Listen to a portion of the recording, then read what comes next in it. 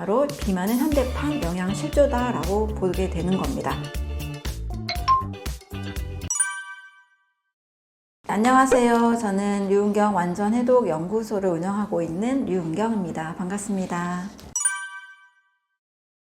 다이어트를 하는 사람들의 공통점은 일단 몸이 굉장히 무겁고 피곤하면서 살이 찐 상태입니다. 활력이 넘치고 건강하면서 살이 찐 사람은 사실 많지는 않을 거예요. 만약에 나는 살이 쪘는데도 건강에 아무런 이상이 없고 활력도 넘치고 몸이 너무 가볍다 이런다면 그 사람의 아마 몸 건강 상태에 맞는 체중일 가능성이 높습니다. 하지만 대부분 살이 쪘다라는 이제 느낌을 가지시고 살을 빼려는 다이어트 노력을 하시는 분들은 몸이 좋지 않아요.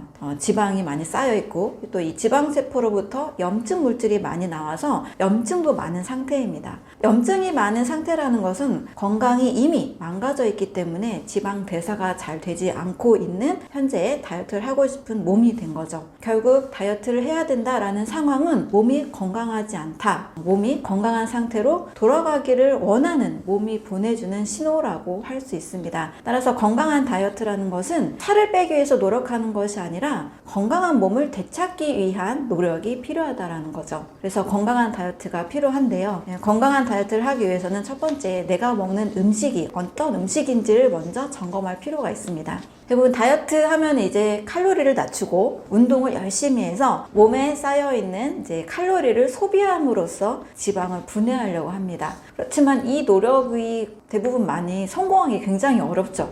첫 번째 너무 고통스럽죠. 칼로리를 줄인다는 개념으로 볼 때는 배가 고프고 굉장히 고통스러운 다이어트고 또 다이어트를 하는 그 몸 상태가 이미 체력이 떨어졌는데 또 운동을 과하게 하려고 하는 계획을 세운다라면 헬스장 등록을 하고도 며칠 가지 못하게 되는 이래서 대부분 칼로리와 운동으로 접근하는 다이어트는 많은 분들이 실패를 하게 됩니다. 따라서 건강한 다이어트는 건강한 음식을 먼저 선택을 하고 또 내 몸 상태를 건강하게 만들려는 노력이 필요한 거죠.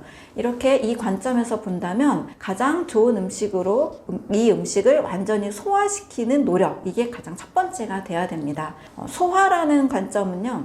음식을 먹었을 때 보통 이제 소화가 안 된다, 소화불량 이런 경험을 한두 번쯤 해보셨을 거예요. 근데 소화불량은 단순히 그냥 속이 불편해, 몸이 안 좋아, 피곤해 이 정도 개념이 아니라 소화불량된 그 대사산물은 인체 내에서 다 독소로 반응을 합니다. 소화가 안 된 그 찌꺼기 때문에 때론 우리가 트름이 나오기도 하고 또 방귀가 나오기도 하고 속이 불편한 증상이 지속이 되는데요. 몸에서는 이것을 이물질로 인식을 합니다. 몸에서는 좋은 영양을 흡수하고 그 찌꺼기로 나오는 대사산물은 다 내보내려고 하죠. 근데 이게 너무 많아지는 거예요. 그래서 완전히 소화시켜야 몸에 꼭 필요한 영양소 흡수가 되고 또 찌꺼기만 싹 나가게 됩니다. 하지만 보통 식사를 통해서 완전히 소화시키지 못하는 식사를 하거나 완전히 소화시키지 못하는 음식을 먹을 경우에는 이 소화불량 상태를 겪게 됩니다. 소화불량은 독소가 되고 이 독소는 또 내 몸을 공격하는 이물질로 작용이 돼서 다시 한번 또 염증 반응이 일어나고 또 이 찌꺼기를 내보내는 모든 장기들을 지치게 만들게 됩니다. 그리고 다이어트를 위해서 음식을 적게 먹고 칼로리를 낮은 거를 선택할지라도 가장 중요한 것은 소화를 완전히 시키는 것. 완전히 소화시켜서 음식 영양소만 흡수하고 찌꺼기는 다 내보내는 것. 이것이 첫 번째 건강한 다이어트의 시작이라고 볼 수 있습니다. 비만은 사실 영양 과다라고 생각할 수 있는데요. 하나는 영양 과다가 맞습니다. 또 하나의 측면에서는 영양 실조로 제가 말씀을 드리는데요. 우리가 많이 섭취하는 음식은 칼로리가 많은 음식들입니다. 탄수화물, 단백질, 지방 우리가 몇 칼로리 하면서 열량을 내주는 영양소로 알고 있잖아요. 이렇게 탄단지는 대부분 많이 먹게 돼요. 밥도 많이 먹게 되고 고기도 많이 먹게 되고 또 빵도 많이 먹게 됩니다. 일상적으로 우리가 섭취하는 음식은 대부분 탄단지 이거는 영양 과다가 맞습니다. 그런데 이 탄단지가 에너지를 내기 위해서 피와 살을 만들고 힘을 내기 위해서는 몸에서 잘 연소가 돼야 됩니다. 한마디로 소화가 잘 되고 영양이 잘 흡수되고 이런 모든 과정들이 잘 일어나야 되는데 이것이 잘 일어나기 위해서는 탄단지를 잘 소화시켜주는 소화 효소가 충분히 몸에서 잘 나와야 됩니다. 또 이 소화 효소는 우리 인체에 만들어지는 다양한 효소들의 결과물들로 소화효소 양도 늘어날 수 있는데, 바로 효소를 만드는 조효소라고 할 수 있는 것들이 비타민과 미네랄입니다. 이 비타민과 미네랄은 가장 좋은 형태가 과일, 채소에 들어있는 성분들을 통해서 섭취하는 형태인 거죠. 그런데 대부분 탄단지는 많이 먹는데 신선한 과일과 채소 어떤가요? 하루에 한 접시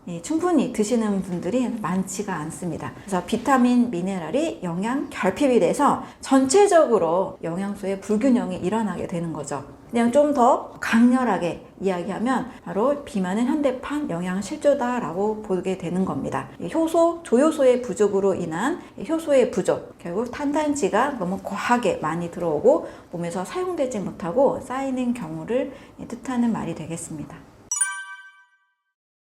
살이 쪘다라는 것은 사실은 근육이 증가한 게 아니라 지방이 쌓인 거죠. 지방이 왜 쌓이게 됐을까? 지방이 축적된 이유에 대해서 우리가 생각을 해보면 좋습니다. 먹은 음식이 다 사용되지 못하고 쌓이게 됐을까를 보면 잘못된 음식을 먹는 것 또는 잘못된 식사를 하는 것, 크게 이 두 가지로 볼 수 있습니다. 예를 들면 가공식품을 너무 많이 먹게 되면 살이 찌게 됩니다. 그 확실한 증거로 바로 미국인들의 식사를 통해서 확인할 수가 있죠. 미국인들은 약 하루에 57% 정도를 가공된 음식으로 식사를 하는 미국인 표준 식단이 있습니다.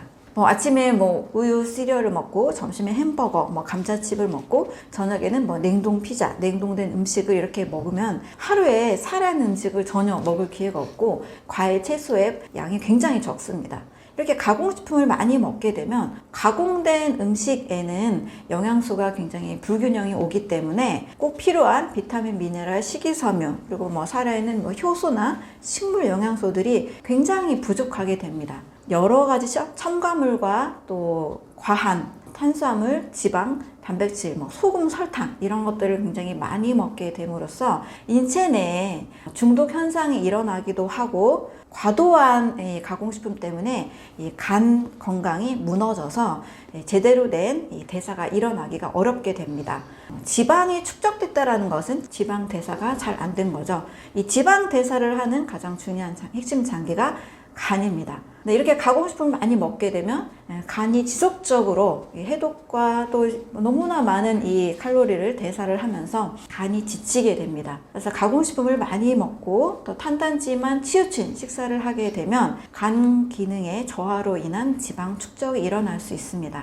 이렇게 가공식품을 많이 먹은 경우, 그리고 잘못된 식사, 저는 골고루 잘 먹으면 골고루 병 걸린다 이렇게 말씀을 드립니다. 왜냐면 골고루 많이 먹는, 동시에 많이 먹는 식사 어디죠? 뷔페를 가게 되면 골고루 잘 먹습니다. 밥도 먹고 과일도 먹고 채소도 먹고 고기도 종류별로 다 먹게 되죠. 그런데 우리 몸은 이렇게 골고루 동시에 다양한 음식을 먹게 되면 소화 불량을 일으키기가 쉽습니다.